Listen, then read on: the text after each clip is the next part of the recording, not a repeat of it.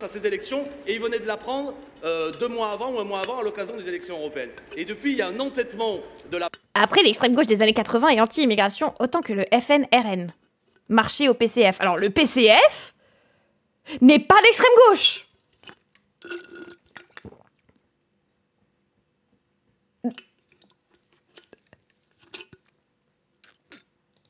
part d'Emmanuel Macron, qui ne le fait pas seulement par caractère, même si le personnage a l'air d'être assez entêté, il défend une politique et il veut la défendre coûte que coûte. Alors on a eu Barnier, on a Bayrou, et la singularité, c'est que le Cornu, c'est la continuité de ça. Alors je vous annonce, il va y avoir une différence de style, c'est un gros malin, il va vouloir dire qu'il discute, qu'il faut changer, qu'il est à l'écoute, mais bon, globalement, il va de soi qu'il est là pour que le macronisme continue, alors que le macronisme est défait.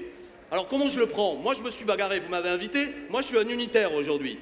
La force, ce que nous avons réalisé, et je m'adresse aux plus jeunes qui sont dans la salle, qui est un exploit politique, la capacité qu'on avait déjà fait à la NUPES en 2022 de refaire le nouveau Fonds populaire en 2024. C'est-à-dire que toute la gauche, dans sa globalité, de Philippe Poutou jusqu'à qui vous voulez, et même Hollande, tout le monde s'est réuni pour faire des candidatures communes. Non mais...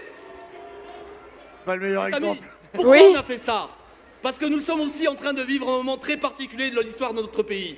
Pour la première fois depuis 1945, l'extrême droite peut l'emporter par les urnes. C'est un moment particulier de l'histoire du pays. C'est un moment particulier de l'histoire de la classe ouvrière. On ne peut pas, par rapport à ça, avoir une réponse stratégique qui est la même que ce qu'on a eu précédemment. Oui, donc je suis favorable à ce qu'on maintienne ça. Oui, il n'était pas dans le NFP, lui. Lui, il a décidé de porter une... Après, ils se sont présentés comme NFP, mais il a préféré poser une candidature dissidente contre une personne qui était elle-même pour le NFP. Des partis de gauche qui sont anti-immigration, ça existe. Pas forcément en France, mais d'autres pays. Donc on les situe où? Effectivement, ouais, la gauche et la droite, ça ne se base pas sur le racisme. Il y a des partis de droite qui sont pour l'immigration. Pour les faire travailler. Bravo. En fait, si tu es pour l'immigration, mais que tu ne leur veux pas des droits, bah, effectivement, tu peux être pour l'immigration. Hein. Mais il faut arrêter d'avoir votre vision caricaturale de ce qu'est la politique et ouvrir des livres de temps en temps. Si vous voulez faire les grands malins sur un chat, au moins, sachez ce que vous dites. Salut Yanas. Purgé, il a pris le fanion, mais pas investi. Bah oui.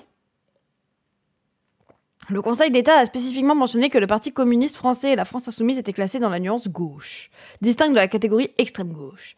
Distinction qui reflète une approche différenciée pour les partis qui ne se situent pas nécessairement dans l'extrême gauche, mais dans une gauche traditionnelle.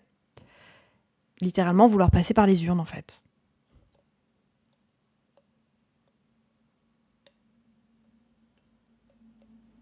Par contre, après NUPES et NFP et les guéguerres qui ont suivi, pas sûr que le coup de la gauche unie fonctionne encore. Ça tombe bien qu'au Mascaille, je ne le veux pas.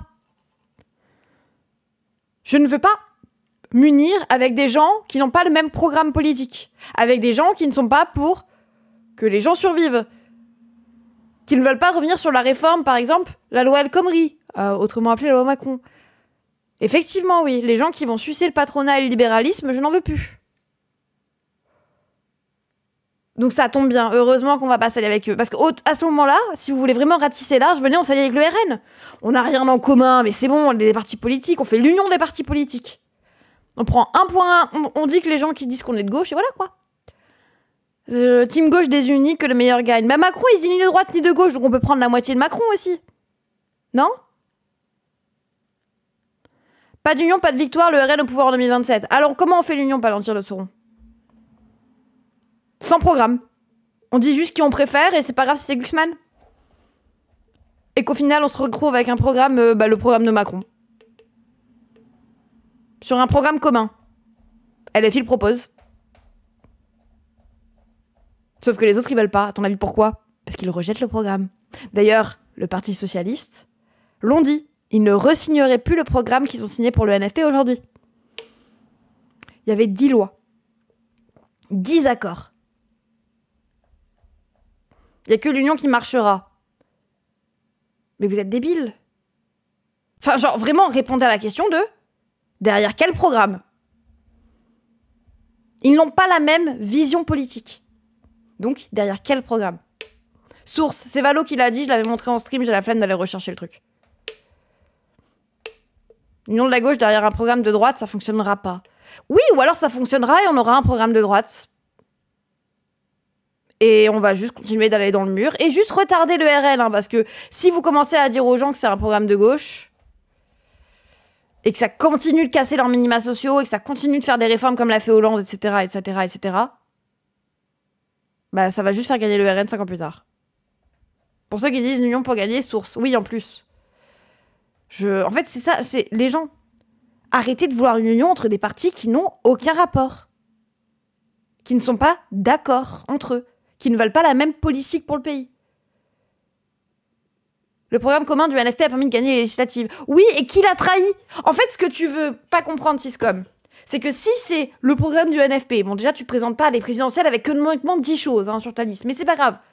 Et qu'au final, ça y va, et que c'est une personne du PS qui se fait élire, et qu'elle décide en fait d'en avoir rien à foutre.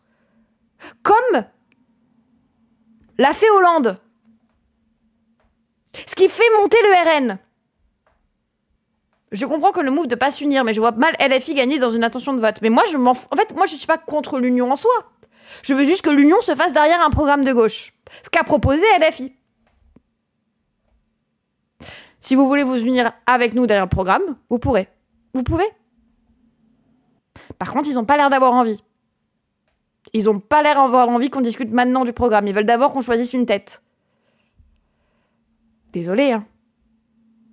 Je ne voterai pas pour une tête, en fait. Je vote pour un programme. Je vote pour un programme et une personne à qui je fais confiance pour le respecter. Ma mère s'est fait baiser par Hollande en 2012. J'ai vu littéralement des gens célébrer la mort d'Hollande avec des guns. On tire en l'air, on tire en l'air. Parce qu'on est heureux qu'Hollande ait gagné pour en final voter RN parce que maintenant ça leur semble être la gauche a trahi. La gauche en général. La gauche ça marche pas. La gauche ça donne Hollande. La mort de Hollande, l'arrivée à Hollande de pouvoir, pardon. Tout le monde déteste le PS, tout le monde déteste le PS. Oui. Donc, si vous continuez de penser qu'en votant des programmes SOSDEM mou ou pour des gens qui trahissent un programme de gauche, vous rejetez le RN, non, vous retardez la mort de 5 ans. Et ça nous fout là, dans la mort, dans l'état où on est aujourd'hui. T'as dit la mort de Hollande. Oui, je me suis trompée, ça arrive, les gens. Pourquoi c'est toujours à la fille de faire des concessions si Mélenchon au second tour, ok, on fait l'union, mais en second tour? Bah, je sais pas.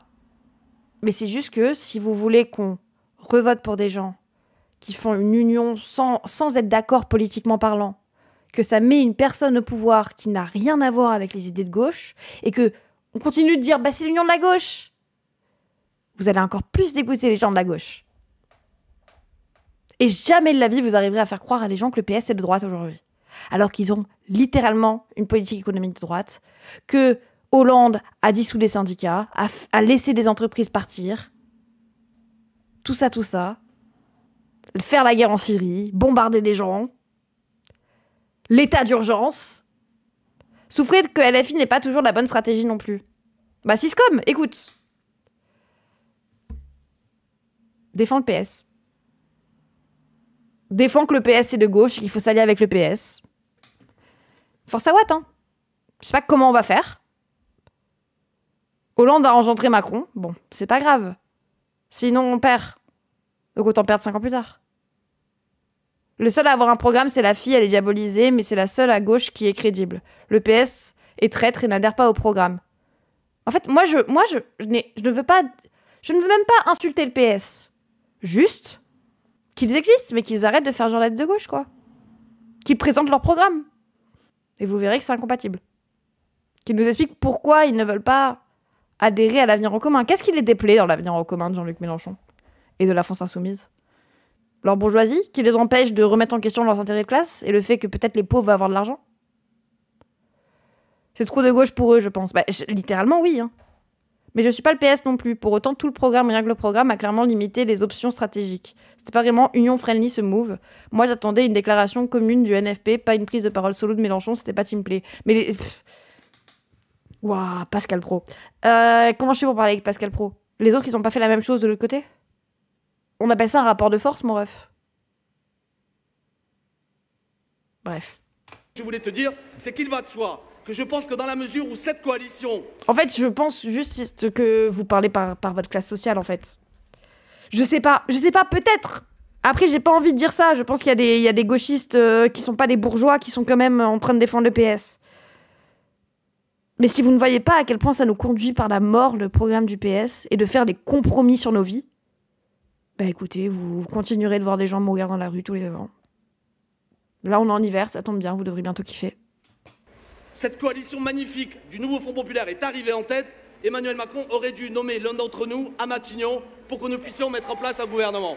Et je vais le dire clairement, quand moi je dis l'un d'entre nous, c'est quelle que soit la formation politique dont il fait partie. Il aurait choisi un PS, un PC, un écolo ou un insoumis, j'aurais applaudi. L'un d'entre nous, c'est tout le monde.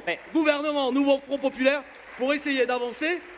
Parce que les nôtres, ils attendent qu'on mette en place une politique conforme à leurs besoins. Augmenter les salaires, abroger la réforme des retraites, etc. Monsieur Corbet, est-ce qu'en réalité, je comprends que vous ne pouvez pas dire autre chose depuis 2024, mais est-ce qu'on... C'est soit faire des compromis et avoir une chance d'être élu, soit rester sur ses convictions fortes. Oui, donc c'est soit abandonner ton programme pour avoir ta place dans le petit jeu électoral, peut-être gratter ta retraite de Premier ministre, soit avoir une idéologie de gauche. Désolé, je préfère quand même le parti qui a une idéologie de gauche au parti qui trahit pour des places. Et, s'il vous plaît, depuis quand on fait des compromis avec Retailleau ? Ça sera ma seule question. Depuis quand on fait des compromis avec, littéral, le mec qui fout des OQTF à tout le monde ? Qui a dit à bas le voile, qui a interdit le voile dans le sport ? Depuis quand on fait des compromis avec la Macronie, qui veut supprimer le RSA, le mettre sous condition de travail forcé 15 heures ? Retailleau qui a fait une rafle. Oui, une rafle dans les gares. C'est quoi les petites... C'est pas les compromis, ça, les gens. On fait pas des compromis avec l'extrême droite, je sais pas, vous êtes trop bizarre. En réalité, c'est pas un peu du théâtre, tout ça. Est-ce que vous voulez vraiment gouverner aujourd'hui, au vu de l'état 1 du rapport de force institutionnel, et 2, l'état de la gauche? Il suffit de parler quelques minutes, micro éteint, avec un responsable politique de tous ceux qui disent on veut le pouvoir, pour qu'ils disent en réalité, s'ils nous nomment, on est dans la merde. Non. Attends, deux choses. Premièrement, ce qui est du théâtre, et je le dis avec verve ici, c'est de surjouer à l'heure actuelle des grands désaccords au sein du nouveau Front populaire. J'indique vraiment, et croyez-moi, en vérité, jamais la gauche, même le PS, n'a été... Non mais entre le NPA et... Oui, mais même, on n'a jamais été aussi proche programmatiquement. Jamais été aussi proche programmatiquement. Donc, je n'accepte pas, quand l'extrême droite fait aujourd'hui, quasiment, on a vu plus de 10 millions de voix législatives, quand Marine Le Pen est au second tour de l'élection présidentielle, qu'on surjoue le fait qu'on ne peut plus désormais être unis. Ça, c'est du théâtre. Juste un petit message pour dire de penser à t'abonner, de penser à nous rejoindre sur Twitch si jamais, et surtout, si t'as les moyens, et si tu peux soutenir mon travail, directement faire un don sur PayPal. Merci. Et un théâtre qui... Pardon ? Et sur la question de gouverner ? Alors, et la question de gouverner, il va de soi que si nous avions été en responsabilité, le gouvernement, je pense, n'aurait pas tenu longtemps. Mais on aurait pu, selon moi, pendant les quelques semaines ou les quelques mois où on était en responsabilité, montrer à des millions de gens comment, quand le NFP est en responsabilité, il ouvre un chemin. Qu'est-ce qu'on aurait fait, selon moi? D'entrée, commencer par décret, augmenter le SMIC. D'entrée, 1 600 €. D'entrée, par décret, abroger la réforme des retraites. Oui, bon, tu sautes au premier décret, mais bref. Il y a eu un rapport de force dans le pays. Mais qu'est-ce qu'on aurait fait? Et je le dis en respectant les organisations syndicales. Est-ce que tu te considères comme privilégié? Spoiler, oui, le risque du RN est trop grand. On doit faire des compromis avec le PS, les écolos et les communistes. Qu'est-ce que t'appelles privilégié? Je suis blanche? Parce que c'est ça. Qu'est-ce que tu sais que je crève pas sous le RN? Qu'est-ce que tu sais que si on m'enlève pas l'ALD, je ne meurs pas? Non, premier degré, hein. Pensez que sous Hollande, les Noirs et les Arabes n'ont pas pris très cher. Je pense que tu es privilégié toi aussi. Littéralement la loi du permis de tuer. Littéralement la matraque dans le cul pour Théo. Pensez que c'est une tech de privilégié que de ne pas vouloir du PS, c'est ne rien comprendre à ce qu'il y a un privilège. Les autres se seraient mobilisés contre nous et on aurait appelé la mobilisation à dire « Mobilisez-vous pour défendre ce gouvernement qui va mettre en place cette politique ». Je pense que ça aurait terminé par une dissolution. Mais on aurait créé les conditions... Non mais soyons clairs. Mais on aurait... Ce que je veux dire, c'est que on est dans un moment où il n'existe aucune solution stable. Rien ne durera. Nous sommes devant quelque chose qui va se dénouer très fortement. La question, c'est comment nous arrivons à créer un rapport de force qui fait que la force électorale et sociale qu'on a constituée l'année dernière, 9 millions de voix du NFP, ne se disloquent pas. Et deuxièmement, comment nous amenons à nous des millions d'autres personnes. Si on veut gagner la prochaine élection présidentielle, Et je pense que c'est le seul objectif acceptable à se fixer. Je dis bien, non pas de faire un bon score, non pas d'être en tête de la gauche, mais l'emporter à l'occasion de la prochaine élection présidentielle, parce que si ce n'est pas nous, ça risque d'être l'extrême droite. Nous devons rassembler 17 à 18 millions de voix. Donc nous devons nous adresser à des millions de gens qui, pour l'instant, n'ont pas voté pour nous. Et nous ne pouvons le faire qu'en... Mais en fait, ce qui est bien avec PS, Corbière, il a raison. Bah là, je suis d'accord avec lui de fou. Mais parce que, oui. Enfin, Corbière, de toute façon, les gens, il a été au parti de gauche, il a été sous fifre de Mélenchon pendant des années, il a raison. En application quelque chose où les gens se disent, avec eux, ça va changer. C'est pourquoi, si on avait été en... Par contre, moi, je pense qu'il y a un manque de visée politique. C'est... Dès le premier décret, ça saute. Et le décret est annulé. Après, moi, je pense qu'on fait très bien de faire le forcing, de dire que la gauche aurait dû au moins essayer. Quitte à ce qu'il y ait une censure, laissez-les essayer. On ne perd pas de temps. Je pense qu'on a perdu du temps avec Barnier et Bayrou aussi, sinon. Non, mais là, il est de mauvaise foi. Il sait très bien pourquoi ça n'a pas marché. Macron. En fait, tu ne peux pas faire de compromis avec Macron parce que Macron ne fera pas de compromis avec toi. On en revient à la question du compromis, en fait. Si tu fais des compromis avec Macron, il va te dire non. Tu fais un premier décret sur la réforme des retraites, le décret il doit être signé aussi par le président de la République. Un décret, c'est un truc présidentiel, c'est juste ratifié. Oui, un décret, il faut qu'il soit signé par le gouvernement, le responsable du gouvernement, donc le Premier ministre, et par le président. J'imagine très peu Macron signer la réforme des retraites sur laquelle il a laissé sauter tous ses premiers ministres. Notamment Borne sur 49.3. Il dit qu'il faut changer de stratégie. Et il faut convaincre de nouvelles personnes. Et sa réponse, c'est de continuer d'essayer de faire l'union comme depuis des années sans assumer la rupture nette avec le PS. Moi, je veux bien faire de l'union, mais avec des gens plus à gauche que nous. Des compromis, le NFP en a proposé, Macron les a refusés. Oui, c'est ça le truc. C'est que, désolé, je préfère qu'on ait un parti de gauche qu'un parti de gauche qui devient Macron. En fait, c'est en mode, les gens, vouloir l'union et le compromis avec Macron, c'est bien vouloir changer le programme de gauche pour un programme qui plairait aux macronistes.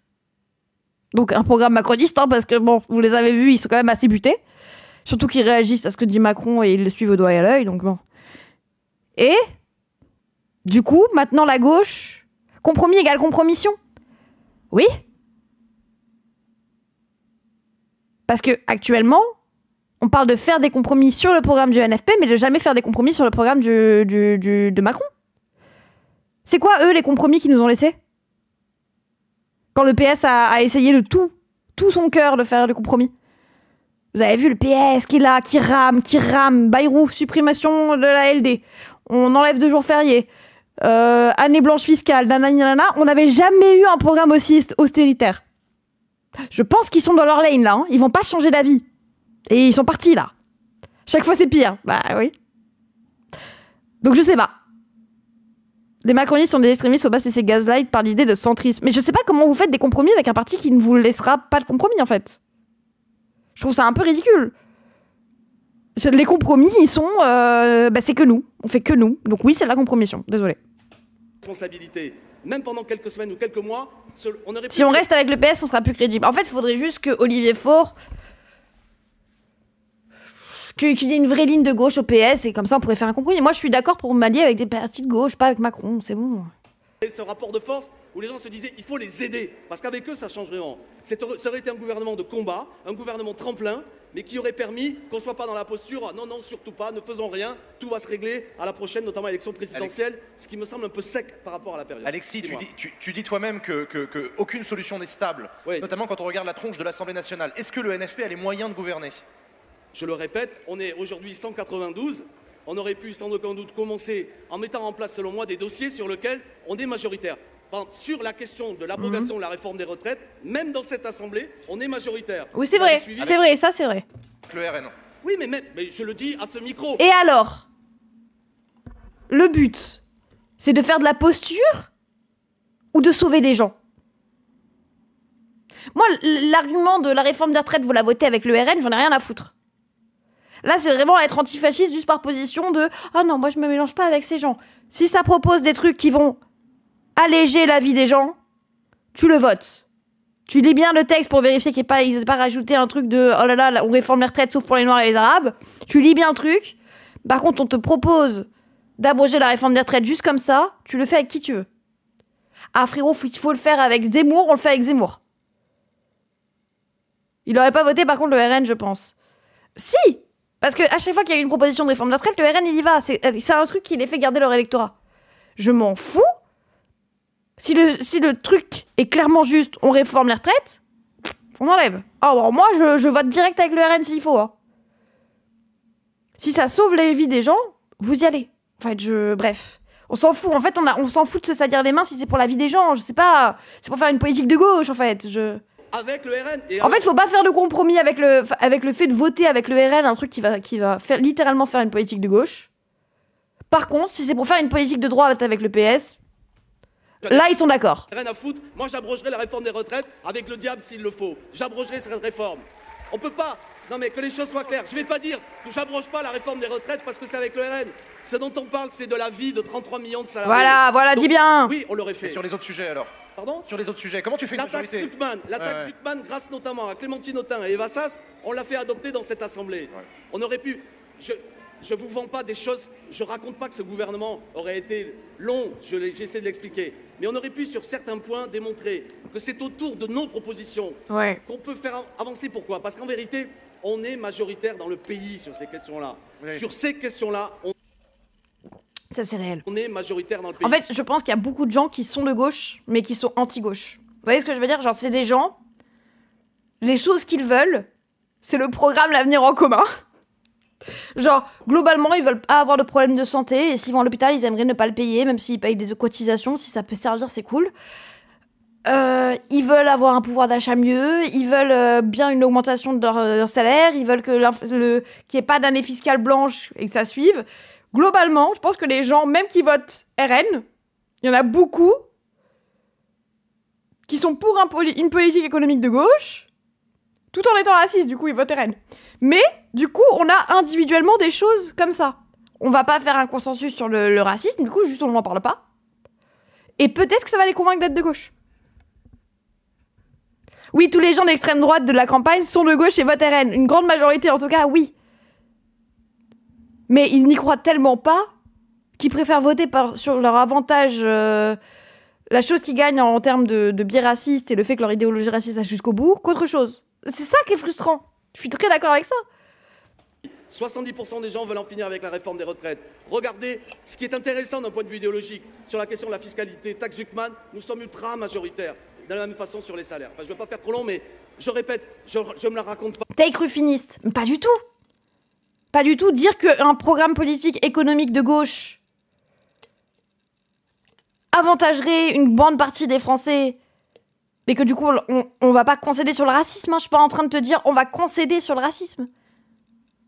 C'est juste on va leur prouver que la gauche, c'est ce qu'ils veulent, en fait. Et que leur racisme ne sert à rien. Non. Après, les fâchés, pas fachos, j'y crois pas. Hein, je te rassure. Mais c'est en mode, les gens sont dépolitisés. C'est une tech d'éducation populaire, littéralement. C'est littéralement une tech de Mélenchon. Mais c'est pas grave. Le gouvernement qui aurait fait ça aurait été nécessairement un gouvernement de combat, comprenant que nous allons vers des événements importants et aurait pu... Parce que si on n'avait pas fait ça et qu'on avait voulu faire un gouvernement à la papa, le pire, en essayant y compris d'avoir des ministres macronistes avec nous, échec assuré, et je n'aurais évidemment surtout pas soutenu cette solution. Ouais, il y a un élément important dans cette discussion et ce rapport de force, et là je vais m'adresser à Alexis Corbière, le prof. Waouh, il a soufflé dans le micro. Je suis bourré. Non, force à l'échelle. Il y a eu Front républicain, mine de rien, surprise aux dernières législatives. On nous disait que c'était fini, et mine de rien, il s'est reconstitué. Il y a quelque chose qui a sédimenté quand même dans le corps social qui fait que ça s'est remanifesté, alors même que parfois les chefferies n'y croyaient pas tellement, mais ça s'est refait. Et aujourd'hui, on nous dit d'ailleurs que ça ne se refera pas une fois de plus, alors même qu'on nous disait que ça ne se ferait pas la dernière fois. Hein. Mais quand je dis... Ouais, oui. C'est justement les élites médiatiques plus ou moins trempées dans déjà la fascisation ambiante. Comment tu analyses le fait que ça s'est reformé la dernière fois? Qu'est-ce qui fait que ça se reforme? Et est-ce que tu penses que ça se reformera? Et pourquoi? Qu'est-ce qu'il y a de spécial dans ce pays qui fait que ça marche encore? Je vais essayer de te répondre. Ouais. Ce que je pense, ce qui est encore en acquis, dans un pays, il y a des grandes hégémonies culturelles. Parmi les grandes hégémonies culturelles de ce pays, c'est le fait que quand l'extrême droite était en responsabilité sur le gouvernement de Vichy, ça a tué la République. Et donc il y a, ça a été le cas pendant des années, un refus de l'extrême droite, qui était quelque chose de partagé, on va dire, du communisme au gaullisme. Et ça, bon, ça existe encore. C'est en train de s'affaiblir. Il a fait, bon, De Gaulle quand même un peu raciste. Bon. Quand, par exemple, Jordan Bardella et Marion Maréchal Le Pen sont invités en Israël pour aller à Yad Vashem, c'est quelque chose qui est terrible parce que ça produit l'affaiblissement de cet anticorps. Vous comprenez? Parce que la grande honte de Aux universités d'été du MEDEF. Non mais c'est encore pire le fait que quand certains travaillent à laver l'extrême droite de l'infamie de l'antisémitisme, ça participe au fait que demain ça annonce l'union des droites. Parce que s'ils sont plus antisémites, et de surcroît, si en plus l'infamie d'antisémitisme est montrée du côté de la gauche et des insoumis, c'est un bouleversement du champ idéologique. On a compris la manœuvre. Donc ça c'est un danger très fort. Très fort. Et il faut le comprendre. Mais on était déjà dans cette pente-là en 2024. Ouais, mais... Bah, c'est ce qui s'est passé littéralement en Angleterre. Hein. En Angleterre, ça a dit que Corbyn était antisémite, du coup, il n'y a plus de gauche. Et maintenant, ça semble acceptable, depuis la dernière élection notamment, de s'allier un peu avec le RN, vu qu'ils font de bonnes... Le RN. Le parti d'extrême droite de là-bas, quoi. Salut maman. Et c'est surtout que ça se base souvent sur le... Faut savoir, hein. Ça se base surtout sur le soutien à la Palestine, quoi. L'antisémitisme est en fait juste du rejet d'une politique coloniale qui est en train de faire un génocide actuellement, mais qui même est une politique coloniale depuis 1948. Et puis même avant, hein, parce que le protectorat de la Palestine par l'Angleterre, on n'était pas sortis, tu vois. Et en fait, c'est juste ça, quoi. Et il faut pas se laisser corneriser. Et en fait, ça m'énerve qu'il dise ça, alors qu'il a participé à la diabolisation de LFI, exactement.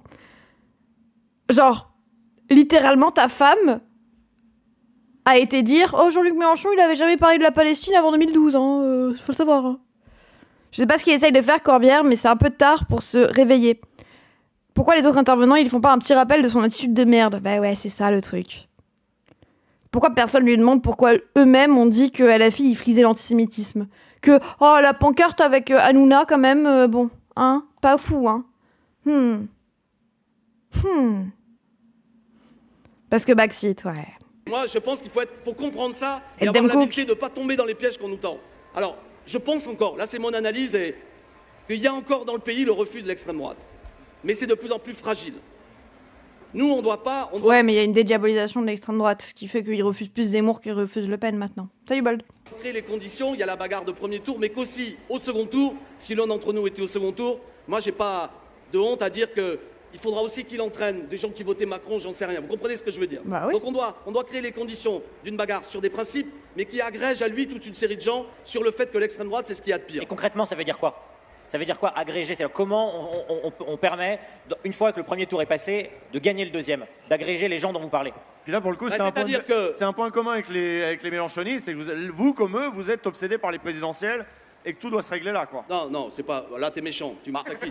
Là, on parle d'un second tour, non, de je sais pas quoi. En 5e... Attendez, on peut revoir ça. Ça veut dire quoi? Ça veut dire quoi, agréger? C'est comment on permet, une fois que le premier tour est passé, de gagner le deuxième, d'agréger les gens dont vous parlez? Puis là, pour le coup, c'est un point commun avec les mélenchonistes, c'est que vous, comme eux, vous êtes obsédés par les présidentielles et que tout doit se régler là, quoi. Non, non. Pardon, Jules. Pardon? C'est pas... Là, t'es méchant, tu marques à qui? Après, dire que le problème, c'est Macron et la Macronie et qu'on pourra rien faire tant que Macron est au pouvoir parce que c'est un peu un autocrate qui ne veut pas de compromis, bah il a raison. Usul, grosse merde. Bah non. Mais moi, je suis d'accord avec Mélenchon. Genre, ce que je veux dire, c'est que... Non, il a dit, oui, ils veulent rien faire en attendant la présidentielle. Moi, je le vois plus comme ça. Bah oui. On a Macron qui est un autocrate, qui est au pouvoir, qui... Jules a voulu leur mettre une balle. Mais en fait, regardez la tête de Corbière quand ça le compare aux mélenchonistes. Parlez. Puis là, pour le coup, c'est un point commun avec les mélenchonistes, c'est que vous, comme eux... Quand même, oui. En les mettant devant leurs responsabilités, c'est la gauche ou le fascisme. Ouais, mais j'aime pas le c'est la gauche ou le fascisme parce que eux, ils s'en servent pour ramener la gauche à la mollesse. Et faut dire, ils sont carriéristes. Je vois ce que tu veux dire. J'ai pas l'impression que ça soit ça. Ils se sont insultés, ça dit tout. Bah, surtout qu'il a été mélenchoniste pendant des années, quoi. Vous êtes obsédés par les présidentielles et que tout doit se régler là, quoi. Non, non, c'est pas... Là, t'es méchant, tu marques à qui? Là, on parle d'un second tour, de je sais pas quoi. En 5e République, l'élection présidentielle est l'élection clé de voûte, et rater l'élection présidentielle est quand même un problème. Mais à l'inverse, il ne s'agit pas non plus de faire rentrer toute l'idéologie mortifère de la Ve République dans la gauche. Je me fais comprendre. Hein, je veux dire, c'est le débat au sein du Parti communiste. C'est difficile pour une force de ne pas avoir de candidat. À l'inverse, une force qui considère que toute sa stratégie n'est bâtie uniquement sur l'élection présidentielle, ça pose aussi un problème. Parce que derrière l'élection présidentielle, il y a aussi la personnalisation. Mais sur la question, comment convaincre les gens qui ne votaient pas là de s'embarquer avec la gauche plutôt que de partir avec les fachos? Déjà sur une chose fondamentale, qui était un acquis, mais il faut que ça reste. Les libertés publiques, c'est la gauche qui les défend. Oui. Les libertés publiques, c'est la gauche qui les défend. La démocratie, c'est la gauche qui les défend. Oui. Nous ne sommes pas des démocrates, Bah, du coup, il n'y a pas le PS dans la gauche. Pardon. parce que nous sommes des petits... Bon. La privatisation de certains secteurs, la fin de la liberté individuelle avec ce qu'a mis Hollande en place après les attentats, tout ça. C'est pas forcément défendre les libertés, les biens publics, les trucs comme ça. Donc, moi, je mettrais pas la gauche, du coup. Pourtant, t'as l'air de vouloir t'allier avec eux par-dessus tout. Tout miser sur les présidentielles, c'est la strate assumée de Mélenchon depuis très longtemps. C'est pas méchant, c'est juste factuel. Bah, je suis assez d'accord. bourgeois. Nous pensons que la démocratie est quand même le cadre de régulation des désaccords et que toute forme de solution autoritaire, même au nom des intérêts du prolétariat, c'est pas bien. Donc la démocratie, nous la défendons. Et je pense qu'on doit garder cette ligne de crête à tout moment et pour que, y compris des gens qui sont peut-être pas d'accord avec le programme, pensent que c'est nous, si nous étions au second tour, pour lequel il faut voter, alors que l'extrême droite, c'est elle qui menace les libertés. On peut commencer par là. On peut aussi le prendre sur la question sociale. Je l'ai dit tout à l'heure. Je pense qu'au second tour, si nous mobilisons des affects sur les questions sociales et populaires, des tas de gens vont se dire, moi je ne suis pas de gauche, mais ils ont quand même raison de dire que faire travailler jusqu'à 64 ans, qui produit le fait que l'abaissement du système des retraites, ça ne va pas. Le fait de défendre l'hôpital public, ça ne va pas. Enfin, je veux dire, il y a ces affects à mobiliser, ces affects populaires qu'il faut mobiliser, qu'il faut incarner. Une chose par exemple, je suis en train de digresser mais un petit peu. Non. Souvent des faits divers à la télévision quand il y a des crimes odieux et des morts odieux qui ont lieu. Mais savez-vous, comme vous êtes à la fête de l'UMA, vous le savez, que chaque jour, il y a 2 morts. Chaque jour, de quoi? D'accidents du travail. Ouais, je trouve sa tech, elle est mauvaise de fou. D'affects à mobiliser. Mobiliser les affects de les gens du RN, les gens qui votent à l'extrême droite, ou même des mélenchonistes, ou enfin en tout cas des gens du peuple, sont contre le fait qu'ils vont travailler jusqu'à 64 ans, contre la nana. Ok. Mais si pour ça, ils doivent abandonner leur lutte raciste, littéralement, bah ils le feront pas. C'est que les affects, c'est très bien. Sauf qu'il y a l'affect raciste qui est prédominant. Et si on n'attaque pas cet affect, si on évite le sujet, bah on peut avoir des petits consensus sur des lois, mais ils vont continuer de voter RN au présidentiel, et les consensus sur les lois, ils vont partir tout seuls. Hein. C'est pas ce que fait la FI depuis 2017. La FI, il y a 2 takes. Il y a la take de Ruffin de dire on va pas aborder le sujet du racisme parce que on va être potes avec les gens du RN, il faut qu'ils se rendent compte qu'ils aiment la gauche et tout. Ça marche pas en fait. Parce que si ces gens-là restent profondément racistes, ils vont surtout chercher leur programme raciste en fait. Il y a beaucoup de gens qui votent RN et qui se disent non racistes. Oui, alors Empereur Paul Patrine, la vraie technique pour savoir, tu les regardes et tu dis excuse-moi. Alors pourquoi tu votes RN? C'est quoi qui te plaît dans leur programme? C'est quoi qui t'a convaincu à voter RN? Littéralement, où ils risquent de te sortir... La phrase qui arrive souvent, c'est... ils veulent aider les agriculteurs. Ok, mais regarde, c'est bizarre. Ils ont quand même voté pour les accords de libre-échange à l'Union européenne. Ils sont d'accord avec le fait que... on puisse commercialiser un max de choses, ils aiment bien les patrons, regarde le MEDEF comme ils les ont sucés, etc., etc. Oui, mais... Enfin, je sais pas, Marine Le Pen, elle a dit ça. Oui, mais regarde, factuellement, ils font pas ça dans les votes. Dans les votes, ils votent comme Macron, 86% de commun à l'Assemblée nationale, etc. Même dans leur programme, c'est pas écrit. Ils n'ont jamais fait de la recherche. Pourquoi? Parce que ça joue sur leur affect raciste en majorité. Les discours du RN, à chaque fois que ça parle de n'importe quel sujet, ça va te dire... l'immigration. Vraiment, hein. Ils veulent des étrangers qui s'intègrent et trouvent que c'est pas le cas. Déjà, pourquoi ils veulent des trucs, tu vois, genre, il y a des étrangers, ils veulent juste travailler et ça marche pas pour autant, tu vois, genre. Et de 2, qui s'intègrent à qui? Qui s'intègrent à quoi? Est-ce que des Corses et des Bretons, ils s'entendent exactement pareil? Alors qu'ils ont même pas les mêmes mots? Est-ce qu'il n'y a pas des cultures locales, ne serait-ce qu'en France? Et tu t'intègres à qui? Tu t'intègres au milieu bourgeois ou au milieu prolétaire? Parce que désolé, je n'ai pas les mêmes codes de vie que quelqu'un qui a grandi dans la bourgeoisie. Donc ils doivent s'intégrer à qui? Parce que les Français, il y a beaucoup de disparités, il y a beaucoup de choses différentes parmi les Français. Ça veut rien dire. Les gens qui votent RN fantasment sur le grand remplacement et autres bullshit de néo-racistes. Autrement, il y a rien, c'est du vent, c'est vide. Bah oui, je suis désolée, mais les gens, bon... Je viens d'une ville où si t'es du village d'à côté, t'es traité comme un étranger pendant 10 ans, on va être un peu accepté. Bah oui, c'est ça le truc, c'est qu'au bout d'un moment, bon... Ça va un peu rien dire, hein, les étrangers qui s'intègrent. Moi, l'intégration, j'aimerais bien comprendre ce que c'est exactement. Genre, s'intégrer, c'est respecter les lois, parce qu'il y a des étrangers, ils sont homophobes. Oui, ok, mais si des blancs, ils sont homophobes, t'inquiète pas, ils sont bien intégrés à Retailleau. Hein. Ah, ils sont intégrés à la manif pour tous, comme tu veux, hein, du coup. Donc, ils sont intégrés à les Français. Et il y en a qui arrivent et qui battent leurs femmes et qui... Oui, les Français. Au bout d'un moment, ça dépend à quel Français ils s'intègrent, hein. Non ? Je comprends pas. Tu oublies que le RN a un discours très axé sur le social. Leur politique, c'est autre chose, mais la majorité des gens ne s'intéressent pas au programme. Si une gauche qui se focus sur le pouvoir d'achat arrive au pouvoir, le vote RN domineront. Ouais, mais faut qu'il arrive au pouvoir. Ils voient juste...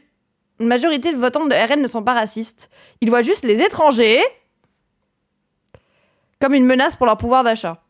Alors, ok. Voir les étrangers comme une menace, c'est pas raciste. Essaye de comprendre ton propos. Est-ce qu'ils voient tous les étrangers? C'est de la xénophobie. Le racisme est une xénophobie, ça tombe bien. Comme une menace. Est-ce qu'ils voient tous les étrangers? Est-ce que les Américains sont une menace pour leur pouvoir d'achat? Est-ce que Mathieu Bock-Côté, le Canadien qui vit en France, c'est une menace pour leur pouvoir d'achat?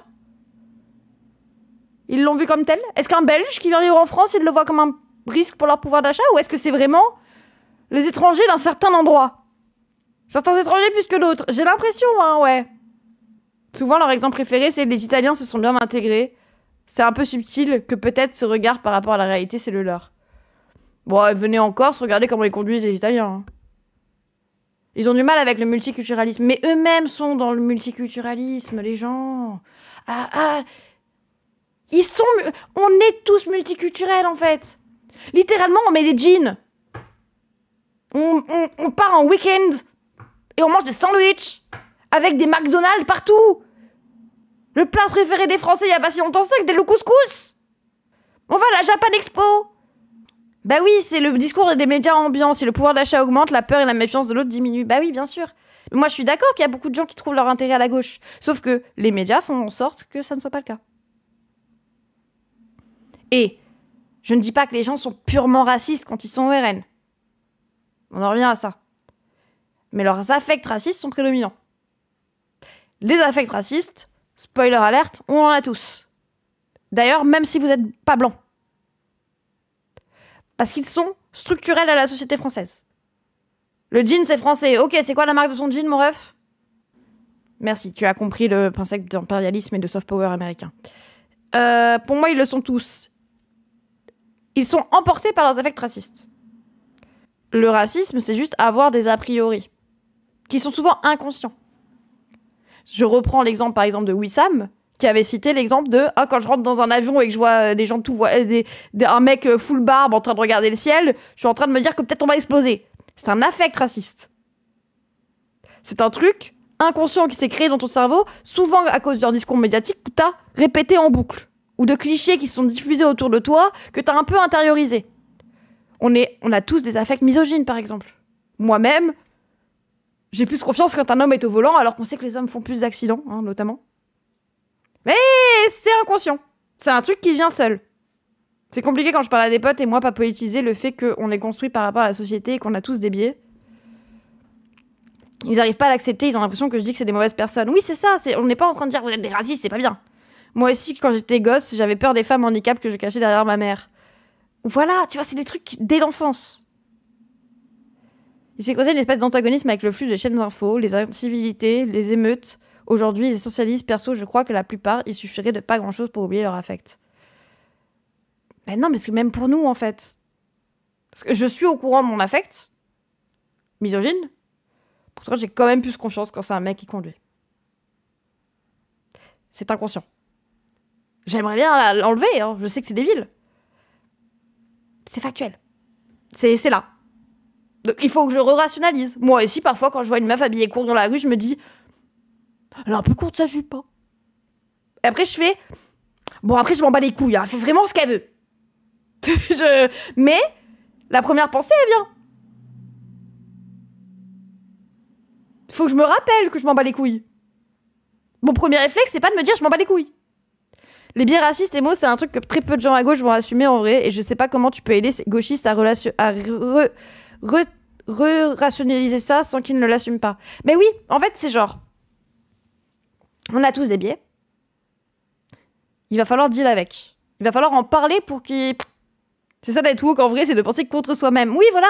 Et en fait, ce qui se passe, c'est que les gens qui votent RN ne sont pas forcément globalement à un tiers de racisme nazi, tu vois, mais se font emporter par leurs affects racistes, qui leur fait, ou transphobes, ou même souvent tous, hein. Et ça part sur du « j'arriverai pas à avoir de meilleurs droits », ou peut-être que j'aurai des meilleurs droits plus tard, mais d'abord, je suis raciste. C'est numéro 1. Et me faites pas la truc de « non, mais s'ils voyaient que le RN, c'était des méchants, qui veulent pas et tout, qui veulent leur argent. » Non, non. Marine Le Pen a détourné 4 millions d'euros des Français. Oui, mais c'est l'Europe. Non, ça reste vos impôts, en fait. Ils n'ont pas été fâchés. Les fachos, les fâchés, pas fachos. Déporter 4 millions de Français, non. Les fâchés, pas fachos. Ceux qui sont pas fachos, mais qui sont juste fâchés parce qu'ils voient que les politiques, ils sont pas bien. Ils ont pas été fâchés contre Marine Le Pen, hein. Il la défend toujours corps et âme. Ouais. Alors que Bardella a fait littéralement un faux agenda. C'est-à-dire qu'en 2024, il a acheté un agenda de 2017. Il l'a fait remplir et il a dit « Regardez, c'est une preuve que je travaillais en 2017. » Ce baoul, il a donné la facture au parti pour être remboursé. L'achat est en 2024.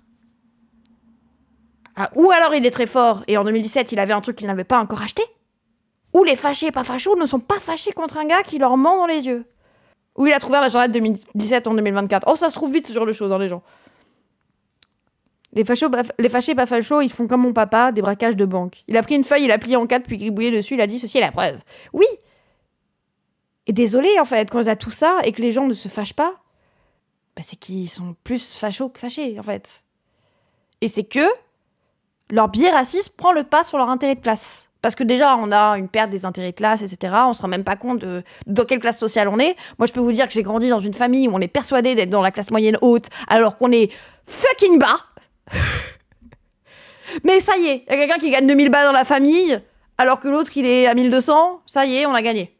Hein, ça y est, on est des bourgeois parce que on peut finir le mois avec 100 balles dans l'épargne. Non, papa, tu es pauvre, arrête. Toi aussi, tu te fais exploiter. Hein, mais bon.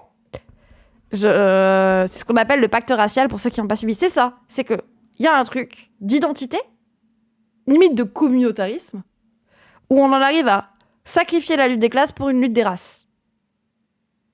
Il faut doser et ne pas s'emporter dans les affects, mais il y a des gens qui se le poussent et encouragent leur discours. C'est ça. Et bien évidemment, les médias influent là-dessus. Hein. Quand les médias te répètent toute la journée que, regardez, les Noirs veulent tuer les Blancs, qu'on leur donne des chiffres, regardez, il y a plus de Noirs et d'Arabes en prison, etc.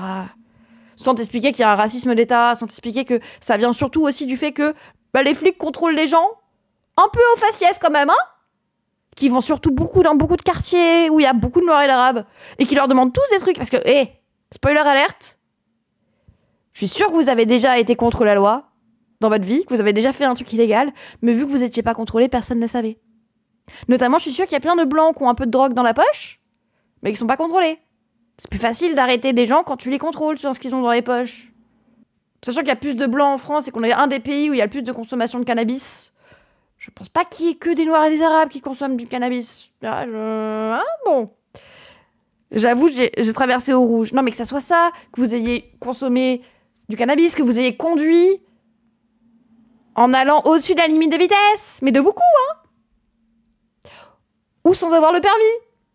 Hein, parce que les gens qui me sortent, oui, mais Naël, il a conduit sans le permis, il aurait pu tuer quelqu'un. J'avais 17 ans quand je suis partie en voiture acheter de l'alcool avec mes potes. Hein. En plus, c'était très drôle parce que je galérais à sortir la voiture du terrain de mes parents. Bon. J'avais pas été contrôlée. Si j'avais été contrôlée, j'aurais peut-être été dans la merde. Spoiler alert, I'm white. Bref. En tant qu'ancien gendarme adjoint, j'ai vu des gendarmes fumer de la bœuf en caserne. Mais oui, j'ai vu des gendarmes gilet de la coke, les gens, pour finir les fins de mois. Genre, c'est ça le truc, c'est que, effectivement, le contrôle au faciès, ça fait de la politique du chiffre. Ta mère est dans le chat, elle sait tout ça. Oui, je lui ai dit que j'avais conduit à 17 ans, 3 ans plus tard, par contre. Et je lui ai dit avec qui. J'avoue, j'ai fraudé le tram. Putain, moi aussi, je le fais souvent, ça. J'ai un pote gendarme, on enchaîne les bédos dans la caserne quand je vais chez lui. Putain, eh ben, un bon flic, c'est un flic qui est plus démissionnaire, mais qui fait du bon pain. Quoi? Non, mais ce que je veux dire, c'est que effectivement, si les médias ne contextualisent jamais les chiffres qu'ils donnent et font autant de temps sur des faits divers, et les faits divers, ça influence énormément les gens. Je vais vous rappeler l'exemple de Papivoise. On revient après là-dessus, sur toi, hein, Coco. N'oublie pas. Putain, ça, on regardera. Papivoise. Montage sur l'affaire Papivoise. Voilà, ça. Imaginez juste. On est à la veille du premier tour en 2002. 2002, vous vous rappelez, c'est là où le Front National à l'époque, Jean-Marie Le Pen, arrive au deuxième tour, alors que Jospin a été donné littéralement en tête des sondages. Et pourtant, le lendemain, on se retrouve avec Chirac-Le Pen. Pourquoi ? Une minute, monsieur le Premier ministre. Alors pourquoi ? Monsieur le candidat, Pour beaucoup de choses, mais notamment pour ça. que vous soyez pas au second tour. Oui. Vous votez pour qui? Non, j'ai une imagination normale, mais tempérée par la raison quand même. Ouais. Donc, ça fait 30 ans qu'ils arrivent au deuxième tour. Oui, mais là, c'était la première fois. Si, mais disons pas ça, mais ça me paraît assez peu vraisemblable. Hein? Voilà, Jospin qui ne croit pas du tout au fait qu'il va peut-être ne pas être au second tour. Donc on peut passer à la question suivante, peut-être. 48 heures avant l'élection, les politiques ne peuvent plus parler dans les médias. C'est le moment de réserve, tu vois, le moment où on ne doit pas parler de politique, etc., etc. On n'a pas le droit d'influencer, etc. Agression de Papivoise. Fait divers en France, fait divers horrible, hein, mais fait divers. Un petit vieux qui se fait attaquer par un gars. Chez lui, en plus, c'était horrible. Regardez comme il est triste. Blessé et roué de coups. Voici l'état dans lequel deux jeunes gens ont mis ce vieil homme de 72 ans hier soir. Les deux jeunes qui sont venus, qu'est-ce qui s'est passé? Les deux jeunes, ils voulaient des sous. Et moi, j'en ai pas. Paul Voise, Papivoise comme on l'appelle dans son quartier, a donc expliqué à ses agresseurs qu'ils n'avaient rien à leur donner. C'est alors qu'ils l'ont frappé et peu après mis le feu à son pavillon. Voilà ce qu'il en reste, un tas de ruines et de gravats, une maison que Paul avait construite de ses propres mains il y a 40 ans. Ah, c'est horrible. La maison est une ruine, rien. Désolé, mais t'as 24 heures de ça dans les médias, 48 heures de ça dans les médias, d'un petit vieux qui s'est fait frapper parce qu'il voulait, parce que des gens voulaient de l'argent, il n'en avait pas. En plus, il est touchant de fou. Moi, j'en avais pas. Sa maison, elle a brûlé, on te le montre dans les médias. Les gens sont en flip. L'insécurité monte dans le pays d'un coup. T'es épargné. Pour la première fois depuis l'incendie, Paul revient chez lui. Ses voisins sont là pour l'accueillir. Voilà, je vous attends. Puis je fais le nécessaire, vous mangerez tout à la maison. Popol, comme on l'appelle ici, est décrit comme un vieux monsieur un peu fantasque, le cœur sur la main. Trop gentil peut-être, au point, selon des voisins, d'être racketté par certains habitants du quartier. Il y a beaucoup de problèmes dans le quartier? Ah oui, beaucoup. C'est de pire en pire. Hein. Maintenant, moi, hier soir, j'ai vraiment eu peur. Hein. On sort pas le soir parce qu'il se passe plein de choses. On entend des coups de fusil et tout. On vit sur le qui-vive ici. C'est une très belle journée de printemps. Et j'espère que ce sera aussi le printemps pour un certain nombre de candidats ce soir. Le suspense est plus intéressant. On va plutôt dire. À la pêche? À la pêche. Premier tour, les élections. Ça sera pareil. Qui que ce soit, ça sera pareil. Qui que ce soit. Le champagne cuvée présidentielle 2002 à l'effigie de Jean-Marie Le Pen et de sa femme. Vous voyez, ici, tout est prévu. Non, mais j'ai entre 16,5 et 19 pour Jospin. Ah, c'est large. Ouais, c'est large. C'est quoi votre affaire? C'est un sondage demi-journée qui m'a été donné. Demi-journée, c'est de la merde. C'est un Hollande, hein. Arrête de pas peur, tu serais comme Premier ministre. C'est bon. L'affaire est pliée. C'est plié pour lui, il est gagné pour nous. C'est pas bon, lui. Ça, c'est des propos épargnés. Il est 20h. Voici notre estimation du résultat du premier tour de l'élection présidentielle.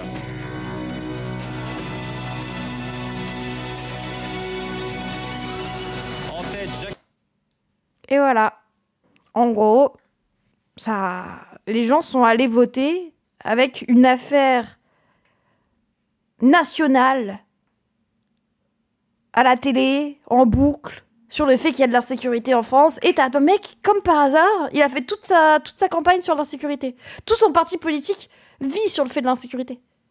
Un fait divers d'insécurité, c'est ça. Donc il y a des gens, beaucoup d'abstentionnistes, ou beaucoup de confus, ou beaucoup de gens un peu perdus, qui sont allés voter pour ça. Parce qu'ils se sont dit, ah putain, c'est vrai qu'il y a l'insécurité dans le pays. Parce qu'ils réagissent direct avec leurs affects. Ils sont directement en train de se dire, putain, c'est vrai que... Et le truc qu'on leur martèle, c'est l'insécurité. Pendant 2 jours. Ils vont dans leur petite urne, ils s'apprêtaient à voter blanc ou pour Jean Lassalle, je sais pas, et ils mettent, hop, le petit Le Pen. Faut dire que Jospin a aussi beaucoup privatisé. Oui. Bon, après, Chirac n'avait pas été bien mieux, mais oui. Ouais, les médias en PB. C'est une stratégie vieille comme le monde. Les Romains faisaient déjà pareil quand le peuple crève de faim. Ils stigmatisent les juifs ou les chrétiens. Bah oui, c'est ça. Bah ouais. Ma première manif. Après, moi, les gens, j'avais 12 ans. Mais ouais. T'as la rêve quand Jospin se retire de la vie politique et le crie dans la salle. Oui, je me retire de la vie politique. Non. Donc oui. En fait, quand le paysage médiatique est uniquement des faits divers et que tu sens qu'il y a une petite connotation raciste. Tu vois, les médias, ils te montrent un quartier avec que des Noirs et des Arabes. Mais surtout, des faits divers d'insécurité. Sans te dire quel est l'un des principaux facteurs de l'insécurité. Notamment la pauvreté. Hein, s'il y a des vols, c'est aussi parce qu'il y a des pauvres la plupart du temps. Pas tous, bien évidemment. Mais ça joue. En fait, le capitalisme qui t'entraîne une privatisation des ressources, où il faut se battre pour avoir des ressources, il faut aller travailler, avoir de l'argent pour pouvoir manger, etc., amène à ce que les gens qui n'ont pas tout ça essayent de gruger. Donc oui. Si les gens n'ont pas accès à certaines choses, ils se retournent souvent à voler, quoi. J'avais 17 ans, je me rappelle comme si c'était hier, on avait peur, on est allé manifester dès le lendemain, ça a été le début de mon engagement politique, j'ai l'impression, au sein de la gauche, rien n'a changé depuis 20 ans. Les partis ont évolué, les personnalités ont bougé, mais les arguments sont toujours les mêmes. Bah oui, c'est ça le truc. Et vu qu'on contrôle pas les médias, si tu es désolé, hein, mais c'est très bien de rappeler aux gens qu'il leur faut des trucs pour leur pouvoir d'achat, tout ça. Allez, sois pas timide, dis-le, il était pas de souche caucasienne. C'est quoi une souche caucasienne, frère ? Qu'est-ce qu'on sait que s'il y a 20 ans... Ouais, bref. Ça va pas. Le fait de défendre l'hôpital public, ça va pas. Enfin, je veux dire, il y a ces affects à mobiliser, ces affects populaires qu'il faut mobiliser, qu'il faut incarner. Une chose, par exemple, je suis en train de digresser, mais un petit peu. On a souvent des faits divers à la télévision quand il y a des crimes odieux et des morts odieux qui ont lieu. Mais savez-vous, comme vous êtes à la fête de l'UMA, vous le savez, que chaque jour, il y a 2 morts. Chaque jour, de quoi? D'accidents du travail. Chaque jour, 2 morts. On n'en parle jamais. Jamais. 750 travailleurs chaque année, meurent. Nous, on doit, par exemple, mobiliser sur cette affaire. Parce que derrière la mort du travail, il y a quoi? La suppression des CHSCT, l'absence d'inspecteurs du travail, etc., etc. La mort au travail est même rentrée l'année dernière, ça m'a choqué, par des jeunes de 15 ans qui sont morts sur des chantiers. On a 38 gamins l'année dernière, à l'occasion de stages notamment, qui sont morts sur le lieu de travail. Saisissons-nous de cette affaire-là, parce qu'elle concerne des millions de gens. Chaque année, il y a 560 000 personnes, un demi-million de gens qui sont blessés au travail, dont 38 000 qui sont vraiment très abîmés.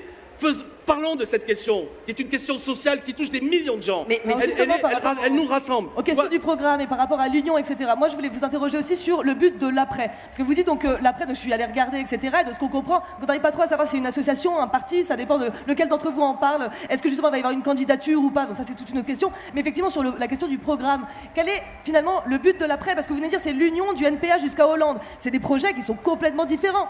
Donc comment on fait? On y est arrivé. Oui, mais t'es allié avec des gens qui ne veulent plus de ça. Ils sont en x2 ou demi, secrétaire, ils sont en x1.15. J'ai vérifié, mais... On l'a trahi. Je suis pas en train de rêver. Je suis pas en train de planer. Je bosse en chimie, j'ai un collègue, il a quasi perdu la vue en prenant la soude liquide brûlante dans les yeux, positif au THC. Il a pas été indemnisé, il galère depuis des années à cause de ça. Waouh. C'est tellement horrible. En fait, c'est ça le truc, c'est que tu t'as beau dire aux gens qu'il y a des morts au travail, etc. L'inconscient collectif a totalement normalisé la chose. Je me rappelle quand j'ai dit que Macron était responsable des morts au travail. le nombre de droitards qui sont venus dans mes mentions pour me dire mais c'est faux, tu dis qu'ils tuent en fait. Genre non, juste que le fait de ne pas condamner des gens et qu'on parle d'irresponsabilité, de oh là là, mais même le patron il est pas responsable, bah, il s'est fait écraser par un camion, c'est pas sa faute, oui, mais pourquoi il était en position où il pouvait se faire écraser par un camion? Pourquoi l'entreprise n'a pas mis en place assez de choses pour pas qu'il se fasse écraser par un camion? Pourquoi l'entreprise veut faire du profit au point de tout sacrifier? Pourquoi mon chat vient de sauter tout seul? Et le bug sur la porte. D'ailleurs, le chien qui passe. S'il y a un patron qui meurt après avoir trop travaillé, t'inquiète pas que les médias en parleront en boucle. Bah, pas forcément, parce qu'en vrai, pour eux, ça leur sert quelque chose de normal. Parce que Macron a massacré la structure qui s'occupe des sécurités des travailleurs. Oui, et puisqu'on laisse faire des gens. On laisse les entreprises ne pas respecter le truc. On ne les punit pas. Pourquoi il y a autant de violences policières? Parce que c'est impuni. Donc ils sont flichettes. Récemment, le jeune en alternance brûlé sous du béton est en train de sécher. Bah oui, c'est ça. C'est que effectivement, on se retrouve avec ça. Et là, si on déresponsabilise le fait que Macron laisse passer des alternants, que Macron laisse... Pourquoi les gens meurent dans la rue? Parce que on a une politique néolibérale qui laisse des gens mourir dans la rue. C'est ça le truc, en fait. C'est bon. Seulement qu'il y a 1 an, on y est arrivé. Alors on peut me dire il y avait des arrière-pensées. Oui, sans concession sur le Attends, mais des arrière-pensées, il y en aura toujours dans la vie. N'empêche qu'on y est arrivé. C'est un programme défensif aussi, Alexis Corbière. C'est un programme défensif. Au moment où vous savez très bien où il est conclu, personne ne pense réellement que la gauche peut gagner. Les camarades, écoutez-moi. En 1936, le programme du Front Populaire, il n'y avait même pas les congés payés dans le programme. D'accord? Il y a une victoire électorale et c'est la mobilisation sociale qui l'a imposée. Et cher ami, même un programme défensif... On peut pas demander plus, justement? Pardon? On peut pas demander plus, justement? Peut-être, mais on peut discuter. Mais il faut pas détruire ça au nom qu'il faut demander plus. Non mais tu dis... Non mais attends, cette affaire est sérieuse. Je vous le répète les amis. Moi, j'ai changé de stratégie. Notamment quand j'ai constaté que ça faisait 2 fois de suite que la candidate d'extrême droite est au second tour. Je n'ai pas toujours été un unitaire. J'ai notamment souvent défendu le fait que nous devions nous tenir à distance de la gauche traditionnelle, en particulier quand c'était Hollande qui était à la responsabilité. Voilà. Ça, c'était la stratégie. Ça à prendre en compte. Oui, mais moi, je pense, quand on est un révolutionnaire, la stratégie, c'est pas un catéchisme qu'on répète tout le temps pareil. La stratégie s'adapte à la période. La période est caractérisée par la menace de la victoire de l'extrême droite, qui, elle, progresse, et de la porosité entre la droite et l'extrême droite. Mais alors, si on croit à ça, on n'a pas la même stratégie qu'éventuellement en 2016 ou 2017. On a une stratégie qui correspond au moment politique dans lequel on est. Tu dis on depuis tout à l'heure, mais quand tu dis on a réussi à le faire, c'était l'année dernière, est-ce que c'est encore faisable cette année le NFP? Quand j'entends, y compris ici à la fête, le Parti Socialiste et les Insoumis parler de l'un et de l'autre, ça me paraît extrêmement difficile. Alors, la question, à quoi sert l'après? L'après, au point de départ, moi je n'ai pas voulu créer l'après. D'accord? J'ai voulu mener un débat au sein de la formation dans laquelle j'étais. Non, j'en ai été exclu, tu permets, je suis pas parti, c'est pas exactement la même chose. Et depuis... Quand je dis vous en faites partie, vous êtes dans l'après. Oui, depuis j'ai formé un groupe. Mais mon ref, les trucs c'était en 2020, c'était dès mai, c'était bien avant qu'on t'exclue du parti. Ah, bref. Mais qui vaut ce qu'il vaut. Mais rappelez-lui. Moi je suis pas un constructeur de petites boutiques, c'est pas intéressant, mais c'est d'agréger. Mais qu'est-ce que c'est justement? Mais d'abord, moi de produits programmatiques, chacun peut aller sur notre site voir ce qu'on raconte. Mais est-ce que c'est un parti politique? Oui, c'est un parti politique, oui. Mais du coup, quel est le sens de réclamer l'union quand on crée soi-même un parti? Comment est-ce que... Mais j'ai été exclu. Comment est-ce que les gens peuvent s'y retrouver? Non mais... Mais c'est la bonne question. Non mais Alexis Corbière, attendez, laissez-moi juste finir ma phrase. Comment est-ce que dans cette période où il y a effectivement beaucoup besoin d'union, comment est-ce que quand on part d'un parti où on dit, et franchement de manière très personnelle, je comprends tout à fait la critique d'un parti qui dit il faut une nouvelle constitution, mais en même temps il y a un homme omnipotent qui décide de tout, je la comprends totalement la critique, mais en même temps quelqu'un qui du coup va créer un autre petit parti à côté avec 2-3 autres personnalités extrêmement reconnues, mais où il n'y a pas une base militante très solide. Comment est-ce que votre message sur l'union peut être audible? Parce que vous me taquinez, mais il doit lui payer une étape. Je ne suis pas allé créer... L'homme omnipotent, Mélenchon décide de tout. C'est pour ça qu'il y a eu tellement de changements de ligne dans LFI depuis le début, que Jean-Luc Mélenchon a changé d'avis, notamment sur la laïcité, que... Mais non, Jean-Luc Mélenchon est omnipotent, c'est pour ça d'ailleurs qu'il essaye de ne pas être le candidat de LFI depuis des années, en essayant de faire monter d'autres candidatures, pour arrêter de se présenter. Je pense qu'il en a marre, lui aussi, il est vieux, en fait. Mais Mélenchon... Et une petite boutique. Tout ça naît... Sur le plateau, ça a bien lu la meute. Quelque chose que je regrette, d'une exclusion de la formation dont je faisais partie. Alors de deux choses. Non, c'est l'une. Soit j'arrête de militer. S'il vous plaît. Non mais s'il y a des camarades qui m'écoutent, honnêtement, des brevets en mélenchonisme, en insoumission, j'en ai 50 à la maison, Allez, j'ai rien à prouver. parlez bien dans le micro. D'accord? Mon parti, c'était la France Insoumise. Je l'ai fondé, le sigle, le FI que vous avez sur les drapeaux, c'est moi qui l'ai inventé. Donc, c'est ma maison et ma famille politique. Mais, en raison... Il a inventé le phi. Il a inventé la lettre grecque phi. Putain, waouh. Mais frère, tu as créé les statuts de l'art. On rappelle, hein, les statuts de l'après ont été posés avant même leur exclusion de LFI. Ils ont eux-mêmes commencé à poser les statuts de l'après au niveau légal pour créer le parti avant même d'être virés de LFI.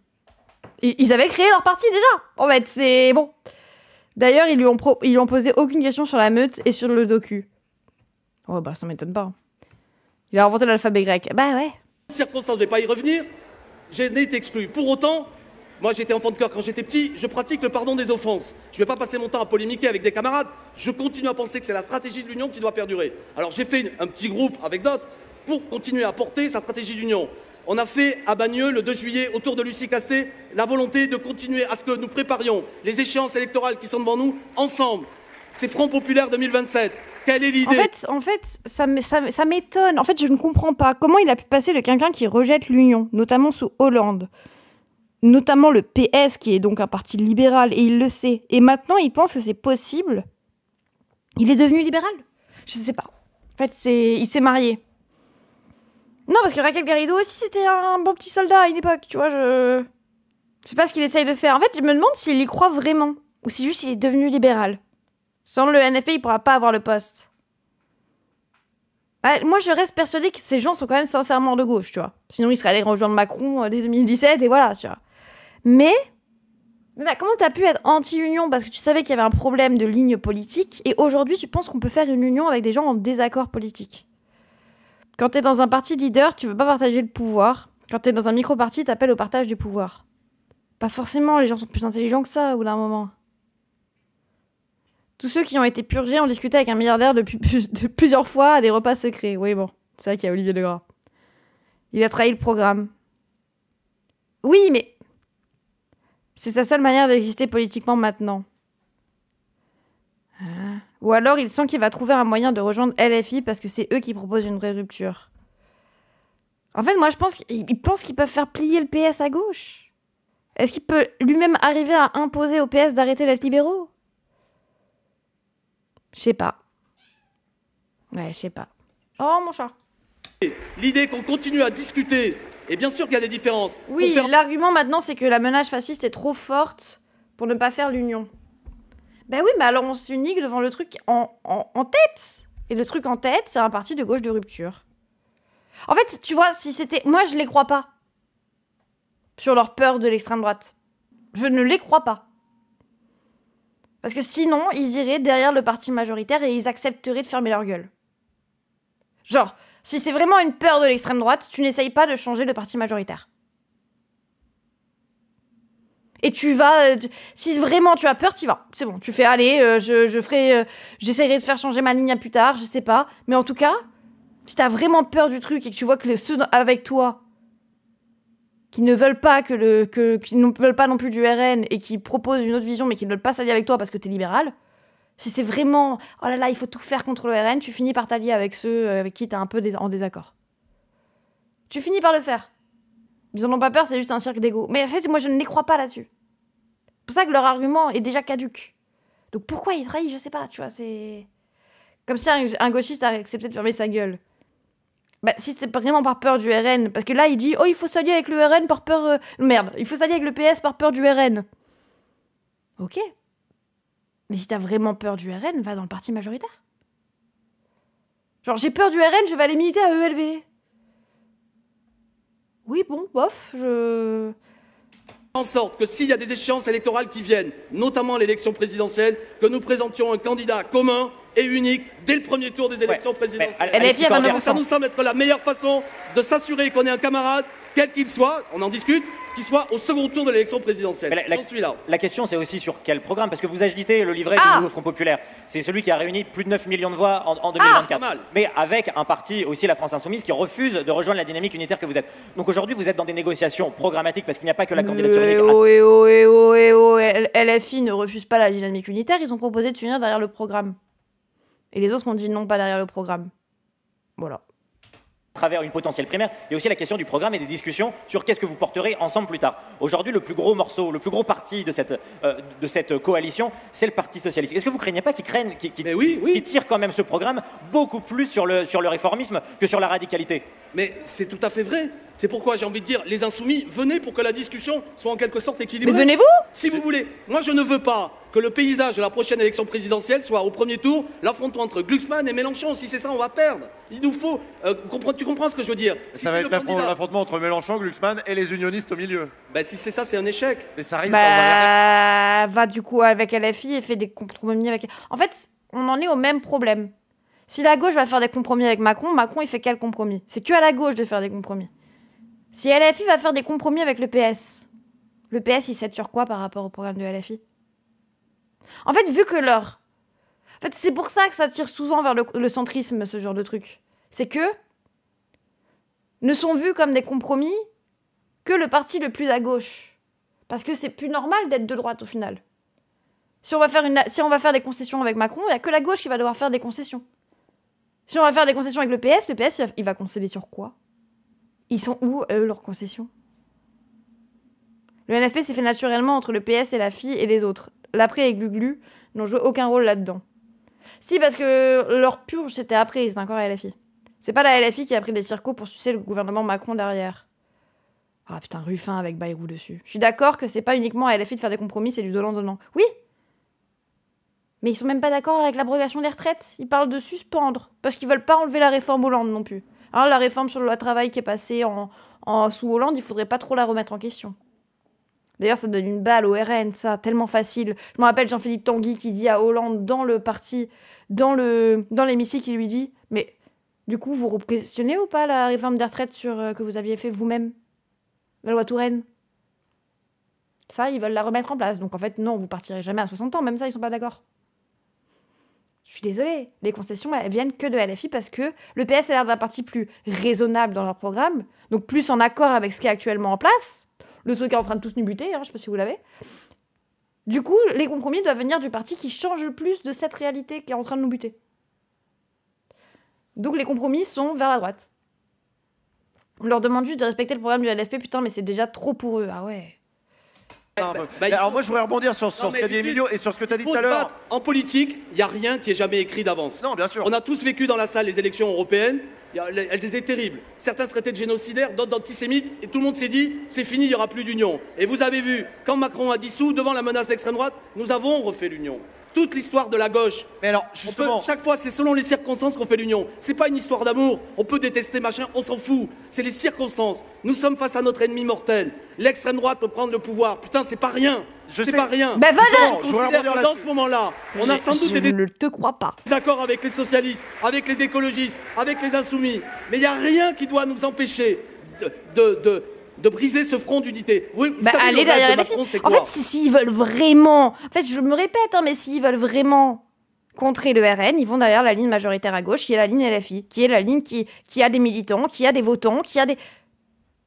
Déjà en 2022, en fait, si vous vouliez déjà contrer RN et Macron, vous seriez allé derrière la ligne majoritaire.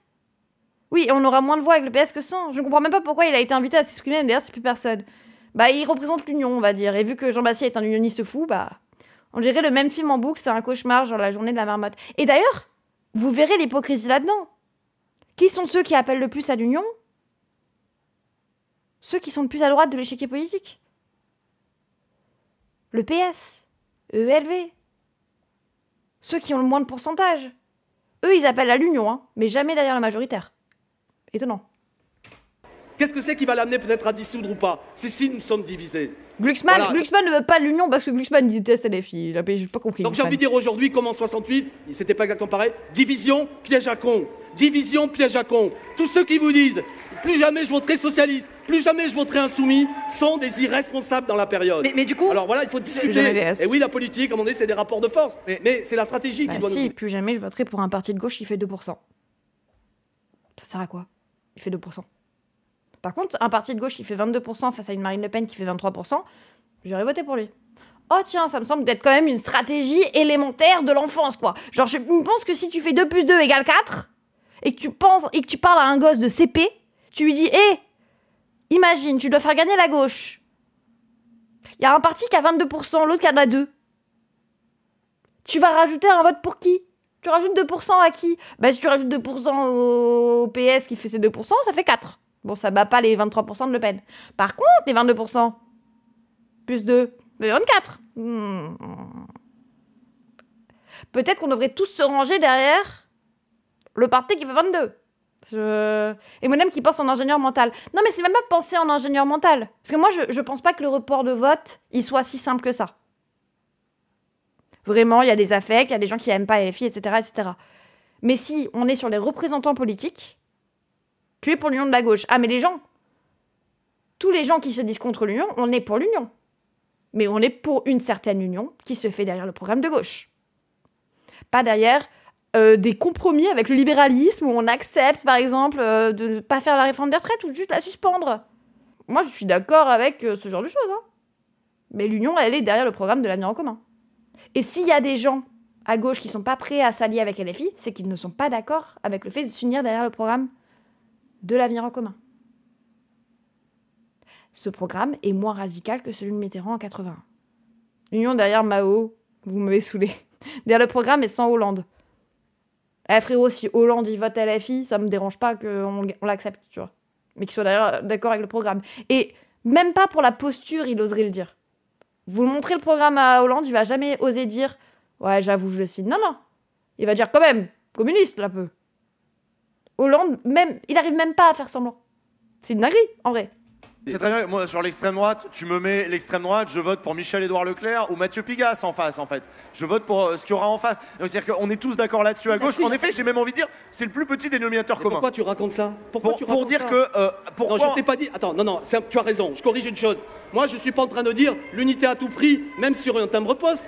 Ce programme, il est dans haut niveau d'exigence. Il est... Non, mais c'est Michel-Édouard Leclerc. Certains, ils en veulent plus de ce programme, Alexis. Mais c'est la lutte. L'union est un combat. C'est un communiste qui a dit ça dans les années 70 et il avait raison. L'union est un combat. Ça a toujours été un combat. En 1936, entre 34 et 36, il y a eu une bataille. Avant 1934, les communistes et les socialistes se tapaient dessus à coups de barre de fer. Et l'union a eu lieu. Les années 70, faire l'union avec le PS et avec Mitterrand qui avait été ministre de l'Intérieur durant la guerre d'Algérie, c'était pas simple pour les communistes. Et pourtant, l'union a eu lieu et le programme commun. Et ça a permis la victoire de 81. Oui, mais du coup, pourquoi tu nous montres le programme comme un truc de vérité?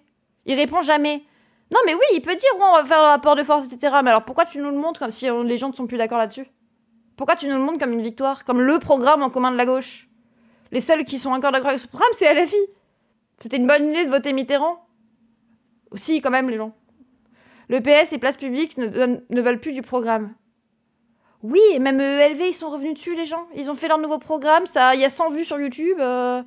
Et il est en train de dire, regardez, quand il lui pose la question, ils sont pas d'accord. Toujours été un combat. Le ministre qui a dit ça dans les années 70 et il avait raison. L'union est un combat. Ça a toujours été un combat. En 1936, entre 34 et 36, il y a eu une bataille. Avant 1934, les communistes et les socialistes se tapaient dessus à coups de barre de fer. Et l'union a eu lieu. Les années 70, faire l'union avec le PS et avec Mitterrand qui avait été ministre de l'Intérieur durant la guerre d'Algérie, c'était pas simple pour les communistes. Et pourtant, l'union a eu lieu et le programme commun. Et ça a permis la victoire de 81. C'est toujours une bataille. Découvrez pas l'eau chaude, les amis. Si demain vous perdez le rapport de force dans ces négociations et que c'est le Parti Socialiste qui arrive à tirer vers lui ce programme, vous continuez à en être? Mais je me bats pour que le scénario défaitiste que tu présentes n'ait pas lieu. Je suis dans ce... Ah bon? Pas de scénario défaitiste. Non. C'est pour ça que le scénario défaitiste que tu nous proposes depuis tout à l'heure, c'est nous, le RN, on va tomber dans le fascisme si on ne s'unit pas. Mais non, on ne fait pas de scénario défaitiste ici. Ici, on part du principe qu'on va gagner, sauf que quand même, c'est le RN qui va passer au pouvoir. Mais on n'est pas défaitiste. D'accord? Mais le RN, non? Il n'est pas défaitiste, ok? Bon. J'ai compris, il faut qu'on aille taper Gad, j'ai pas quoi de faire. Non. Il a dit... imagine, c'est la ligne du PS qui gagne dans votre nouvelle union. Qu'est-ce que tu fais? Il dit, je ne refuse de l'imaginer. Par contre, imaginer que le RN est au pouvoir, ça, aucun mal à ce que je vois. Bon. Ce moment-là. Et j'aimerais qu'il y a des camarades qui m'entendent et qui sont, vous comprenez, des différentes sensibilités. Et si le PS qui gagne la primaire, on fait quoi? Ah non, il refuse de l'imaginer. Je ne comprends pas pourquoi ce scénario-là, on n'a pas le droit de l'imaginer. Mais on peut imaginer qu'au second tour, on compte le RN et que du coup, il faut par-dessus tout une union qui tire vers la droite. Du coup, chacun pour l'union sur son programme jusqu'aux négociations, puis plus personne pour l'union une fois le programme choisi. Bah oui, comme il s'est passé avec Valls en 2017. Politique, nous devons discuter. Comment nous réunir? Sur quel programme? Moi, je ne veux pas l'esprit zapper, c'est une base politique. Comment on arrive à trouver un candidat ou une candidate commune? Nous souffrons d'un mal. C'est le piège du présidentialisme, le poison du présidentialisme, le poison du bonapartisme. L'idée qu'une formation politique viendrait en disant « c'est mon candidat parce qu'il est le meilleur quoi qu'il arrive ». Voilà. Et quand je dis ça, par exemple, je vise Glucksmann, le mec qui débarque, et lui veut être candidat quoi qu'il arrive. Bon, ça n'a pas de sens. Et j'en connais d'autres aussi, qui ont de meilleurs atouts d'ailleurs que Glucksmann, qui disent « c'est nécessairement moi le candidat ». Je dis qu'en fonction de la situation politique, tout ça doit être débattu. Mais Alexis... Voilà. Comment tu peux dire que Mélenchon veut par-dessus tout être candidat? Moi, je reste persuadée que les gauchistes qui pensent ça, vous êtes des lus. Hein. 22%. Ouais. Pourquoi lui et les autres se sont fait têche de LFI déjà? Ils se sont pas fait têche, ils avaient déjà créé leur parti avant d'en être enlevés, et c'était surtout parce que c'était des traites et qu'ils en avaient rien à foutre de la ligne antiraciste et qu'ils étaient prêts à faire l'union avec le PS, même si ça voulait dire devenir de droite. Voilà.